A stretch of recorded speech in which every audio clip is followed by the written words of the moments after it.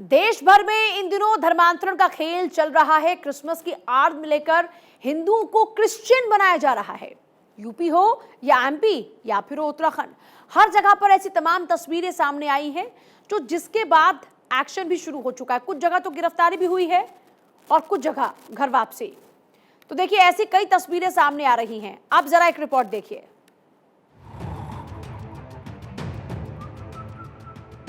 दुनिया भर में क्रिसमस मनाया जा रहा है, लेकिन इसकी आड़ में भारत में धर्मांतरण का खेल चल रहा है। उत्तर प्रदेश से लेकर मध्य प्रदेश और उत्तराखंड में सामूहिक धर्मांतरण की कई घटनाएं सामने आई हैं। उत्तर प्रदेश के सीतापुर में हिंदुओं को क्रिश्चियन बनाने के गेम प्लान का पर्दाफाश हो गया, जिसमें लहरपुर से 3 लोगों को अरेस्ट कर लिया गया, जिनसे पुलिस पूछताछ कर रही है। सीतापुर के गेरुआ गांव में सरकारी नौकरी के साथ लाखों रुपए का लालच देकर सामूहिक धर्मांतरण कराया जा रहा था, जिसे बजरंग दल ने रंगे हाथ पकड़ लिया। उसके बाद खूब हंगामा हुआ। मामला गरमाने के बाद पुलिस एक्शन में आई और 3 लोगों को अरेस्ट कर लिया, लेकिन एक महिला फरार होने में कामयाब रही। बजरंग दल ने दावा किया है कि हिंदुओं को क्रिश्चियन बनाने के लिए करोड़ों की फंडिंग हुई है। धर्मांतरण का प्रकरण काफ़ी दिनों से चल रहा था। वह 2 से 4 बजे की मीटिंग वहाँ रखी गई थी, ऐसी सूचना हम लोगों को मिली। तत्पश्चात हम लोग इसमें कुछ बजरंग दल के कार्यकर्ता ले करके वहाँ पे पहुँचे।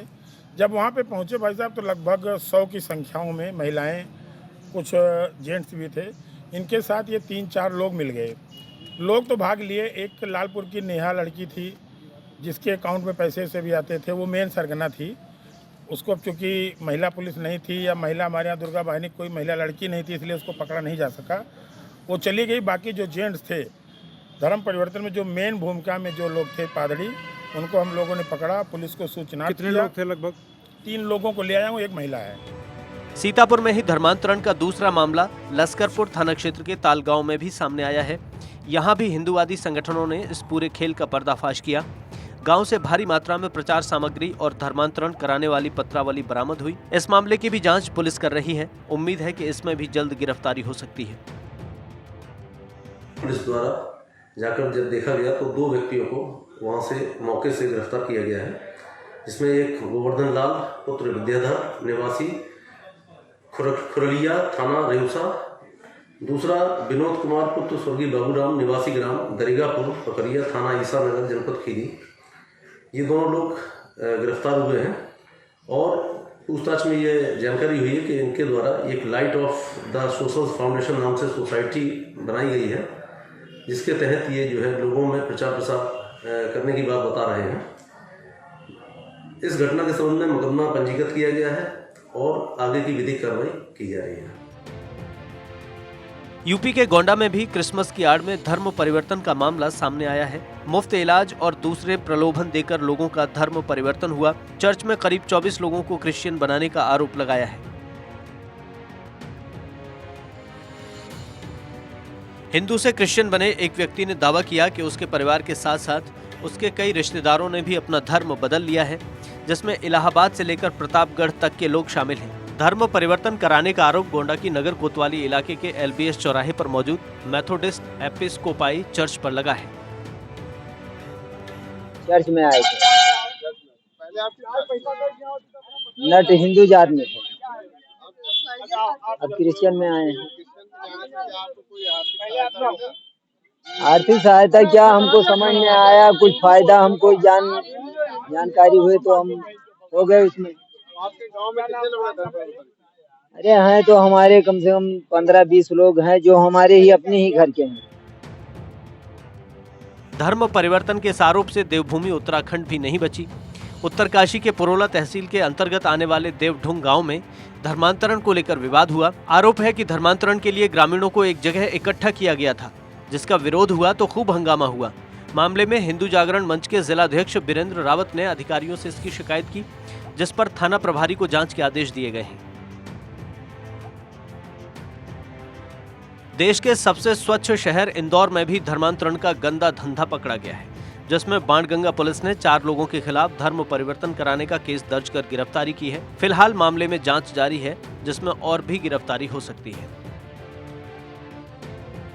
एक तरफ जहां धर्मांतरण हो रहा है, वहीं घर वापसी की भी खबरें सामने आ रही हैं। धर्मांतरण के जाल में फंस चुके लोगों को जब सच्चाई का पता चल रहा है तो वे फिर से अपने मूल धर्म में वापसी कर रहे हैं। एमपी के दमोह में बागेश्वर सरकार धाम के धीरेन्द्र कृष्ण शास्त्री ने करीब 250 लोगों की हिंदू धर्म में वापसी कराई। धर्म परिवर्तन कर चुके लोगों को चंदन तिलक और पीला वस्त्र पहनाकर हिंदू धर्म में वापस शामिल किया गया।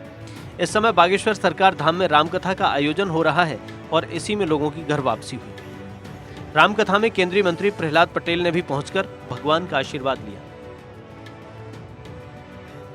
यूपी के बुलंदशहर में ईसाई धर्म अपना चुके 20 परिवार के 50 लोगों की घर वापसी कराई गई। खुर्जा की कालिंदी कॉलोनी में भी आयोजित धर्म वापसी कार्यक्रम में झांसे में आकर हिंदू धर्म छोड़ने वाले लोगों को फिर से हिंदू धर्म में वापस कराया गया। इस कार्यक्रम में बीजेपी विधायक मीनाक्षी सिंह भी शामिल हुई। उन्होंने सभी पर पुष्प वर्षा कर स्वागत किया। अचानक देश में धर्म परिवर्तन के इतने केस एक साथ सामने आने से एक बात तो साफ है कि पूरी जोर शोर से हिंदुओं को टारगेट किया जा रहा है। पैसों से लेकर नौकरी और मुफ्त इलाज तक का प्रलोभन दिया जा रहा है, जो काफी घातक है। यूपी, एमपी और उत्तराखंड में तो जबरन धर्म परिवर्तन के खिलाफ कानून भी है, लेकिन ये खेल चोरी छिपे हो रहा है, जो देश के लिए काफी खतरनाक है। इसे रोका नहीं गया तो इसके दुष्परिणाम आने वाले सालों में देखने को मिलेंगे। Bureau report, Bharat 24। और इस बीच बड़ी खबर, प्रधानमंत्री मोदी ने पुष्प कमल दहल प्रचंड को बधाई दी है। पुष्प कमल के पीएम चुने जाने पर मोदी ने दी है उनको बधाई।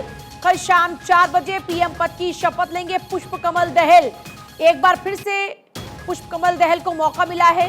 प्रधानमंत्री मोदी ने भी उन्हें बधाई दी है उनके फिर से पीएम बनने पर। पुष्प कमल के पीएम चुने जाने पर देश के प्रधानमंत्री नरेंद्र मोदी ने दी है उनको बधाई। कल शाम 4 बजे प्रचंड लेंगे पीएम पद की शपथ। उससे पहले पीएम मोदी ने भी उनको बधाई दी है। लिखा है, warmest congratulation on being elected as the prime minister of Nepal. The unique relationship between India and Nepal is based on deep cultural connect and warm people to people ties. I look forward to working together with you to further strengthen this friendship. यानी एक बार फिर से उम्मीद जताई है कि जो हमारा कल्चर कनेक्ट है, देखिए कहा जाता है कि नेपाल का रोटी बेटी का रिश्ता है।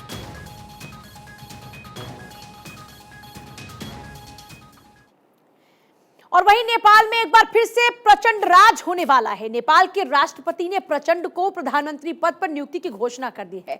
अब सोमवार को उनका शपथ ग्रहण होगा। नेपाल में हुए आम चुनाव में किसी भी पार्टी को बहुमत नहीं मिला था, लेकिन विपक्षी सीपीएन, यूएमएल और अन्य छोटे दल प्रचंड को अपना समर्थन देने पर सहमत हो गए, जिसके बाद अब प्रचंड के पास प्रचंड बहुमत है। निर्दलीय सांसदों समेत 169 सांसदों का समर्थन है, जिसके बाद अब वो पीएम के तौर पर शपथ लेने जा रहे हैं। नेपाल के पुष्प कमल दहल उर्फ प्रचंड के रूप में अगला प्रधानमंत्री मिल गया है।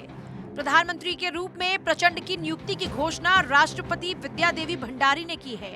इससे पहले प्रचंड ने कम्युनिस्ट नेता केपी शर्मा ओली समेत 5 अन्य गठबंधन पार्टियों के साथ राष्ट्रपति से मुलाकात की थी और सरकार बनाने का दावा पेश किया था। अब प्रचंड सोमवार शाम 4 बजे तीसरी बार नेपाल की प्रधानमंत्री के रूप में शपथ लेंगे। प्रचंड पहली बार 2008 से 2009 तक, दूसरी बार 2016 से 2017 तक प्रधानमंत्री थे।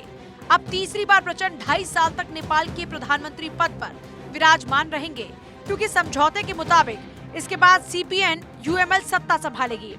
यानी पूर्व पीएम केपी शर्मा ओली एक बार फिर प्रधानमंत्री बनेंगे। खास बात यह है कि दोनों ही चीन समर्थक माने जाते हैं।